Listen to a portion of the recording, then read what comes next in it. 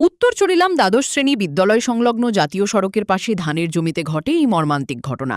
স্থানীয় সূত্রে জানা যায়, জমির মধ্যে বেশ কয়েকদিন ধরে একটি বৈদ্যুতিক তার ছিঁড়ে পড়েছিল, তবে তা মেরামত বা অপসারণে কোনো ব্যবস্থা নেওয়া হয়নি। শনিবার সকালে স্থানীয় বাসিন্দা আরতিবালা দাসের গবাদি পশুটি ঘাস খাওয়ার জন্য ওই জমিতে নামলে ছিঁড়ে পড়া বৈদ্যুতিক তারের সংস্পর্শে আসে। সঙ্গে সঙ্গেই বিদ্যুৎস্পৃষ্ট হয়ে ঘটনাস্থলেই তার মৃত্যু হয়। ঘটনার খবর ছড়িয়ে পড়তেই এলাকাবাসীরা ঘটনাস্থলে জড়ো হন। তাদের অভিযোগ, দীর্ঘদিন ধরে বিপজ্জনক অবস্থায় তারটি পড়ে থাকলেও সংশ্লিষ্ট দপ্তর বিষয়টি গুরুত্ব দেয়নি, ফলে এই দুর্ঘটনা ঘটেছে।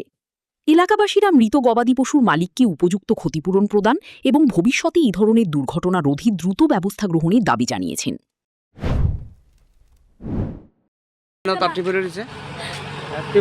অনেকদিন ধরে দেখি তারা ঠিকঠাক করে না।